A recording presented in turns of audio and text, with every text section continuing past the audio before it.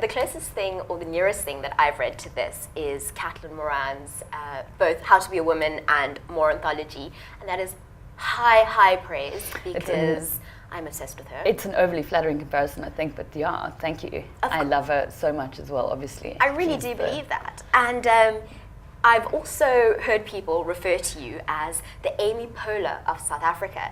So people comparing you to all sorts of really cool women. What does that feel like?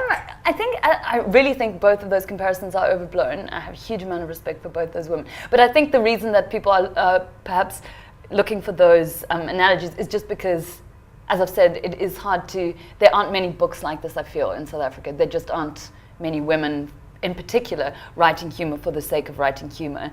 And I don't know if that's because perhaps South African women are, put in certain boxes when it comes to what they produce creatively. But I just think it's because it's a sort of rare form. So perhaps we don't have a lot of other South African examples. I don't believe that's the case at all. I think it's because you're funny and very, very talented. Let's go with that then. But no, thanks for that. So, you also talk a lot about Oscar Pistorius, and I've got to say, here in the office, we kept one eye on Oscar Pistorius on the TV screen when it was happening, and the other on our Twitter feeds, because your commentary from the trial was hilarious. Thanks. How do you kind of find that the quirk in something that's, let's face it, just flipping depressing? Yeah, it is a tough one because, on the face of it, the objective facts of the Pistorius case are not hilarious. In fact, they're devastating. A young woman is dead, a man's life is ruined.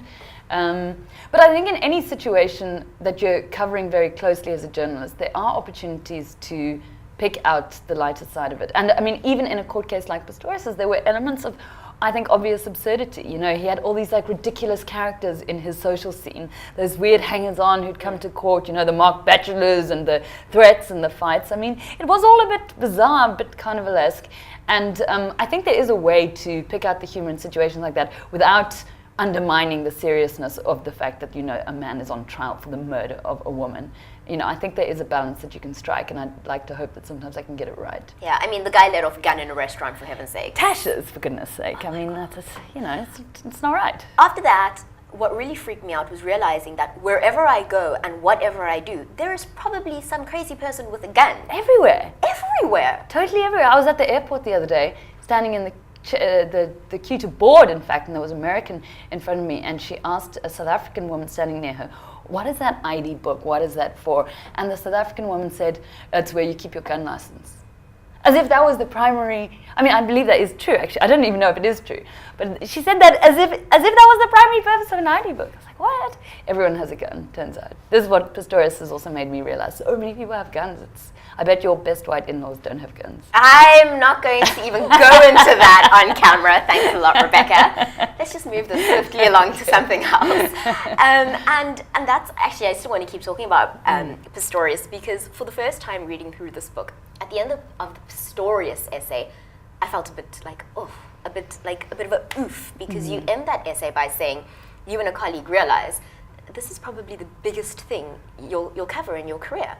And it's so depressing because we do a lot of social justice reporting. I've done really important stories on TB and, rape and all kinds of things, and yet guaranteed there will, I don't think that in my lifetime or in my professional career as a journalist, which will probably be short-lived, that I will see another story as big as Pistorius, just in terms of the media hype, just the tenor, the hysteria around it, everything like that. And obviously that is hugely sad in terms of where our priorities are. Not just as the media though, but all of us. Yeah. That you guys at News 24 must have seen the hits that those Pistorius stories were getting through the roof. People often criticized us for covering it so extensively, but we could always reply, it's what you guys want to read and watch, clearly. Yeah, I mean, I can sort of confidently say that Pistorius broke our server the one day. He was the most viewed event on News 24. People wanted to know. They did, and that's why it irks me when people would say, but why are the media going so hard on Oscar? But we don't do anything, really, that there isn't a strong financial case for in this day and age when the media is under so much pressure financially. And if we're going hard on something, you can bet your bottom dollar it is because there is a lot of public interest in it. I always say this, that the public sometimes acts as if what they really want is social justice reporting, and the most read story on the Times Live website for years was about a woman who had sex with a Jack Russell. You know, I mean, that was clearly what people wanted to do. Please tell me you made that up. I didn't. And, you know, I'd read that. I would. It's true, because you kind of want to know. You'd read it too. Now, speaking about kind of getting slammed for what we do in the media, I know that you've been on the receiving end, as have I, and every other person who's on the internet. Some really vicious comments. You tackle that in the book, and just today on Women 24, a little bit of that was published on the site. And you're either just a really brave person, or you drink/cry yourself to sleep every night. You know, it's this inner struggle that we all have. What's your coping mechanism? I just don't read the comments anymore, and it is sad because, you know, people say nice things and it makes you feel good, and often people not just say nice things, but they say constructive things. Actually, they're like, that's a good point, but have you considered this? But it's just the level of vicious commentary that comes through in those comments. I just don't get it. I just don't get it, because I don't think I've ever left a comment on a news site in my life. I can't imagine maybe it was about me, actually defaming me in some very direct way. Maybe I'd leave a comment. But, you know, I actually don't understand what propels people to comment so aggressively online in South Africa. I really don't. And one of my colleagues was saying that one of the ways, at least one American publication is now dealing with it, is to charge people to comment. So and not even for the money, it's some like very small amount, but it's just to give that like, hold on brain, keyboard, do I actually want to do this? Let me think for 2 seconds while I plug in my credit card details. How much do I actually want to say this incredibly offensive thing? You know, because there is just something about the directness of that feedback. Now we're all like, I hate you, that, you know, and there's no consequences. You're just like, except for you and me when we have to drink ourselves to sleep. Exactly. Yeah.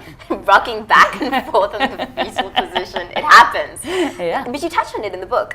News 24 obviously it's a bit of an issue, and News 24 chose to try and get people to log in via Facebook accounts, which in theory would have put that step between the person and commenting. But obviously people are really fine to have this horribleness linked to their name. Isn't that extraordinary? Because I would have thought that Facebook thing would have worked well. I don't know if people have fake Facebook profiles. Oh, they do. The trolls troll the trolls on their fake trolling accounts. Oh, wow. So there's like a whole system. Thing of beauty. They have the time as well. I don't get this. But also what I say in the book is that, you know, I understand that being journalists or being in the media is a kind of public profession, and there's a certain expectation that you take the flak, especially because we say a lot of, you know, we talk a lot of smack about public figures, you know, politicians, whoever, and, you know, there should be consequences for us as well. But it just enrages me that there's this industry called the media which has these public feedback sessions where people can just defame you, your family, your appearance, always your appearance, your sexual proclivities, etc. And it's not like I can go into their office and be like, attention everyone, attention, Ian is a big fatso, stupid and I hate him, you know, but we just have to take it continuously. It's just, that seems unfair to me. Absolutely, and I can't agree with you more on this, and I feel that if the two of us keep talking about this, we'll be here forever. So we're going to have to move along from this. And the comments will reflect that, no doubt.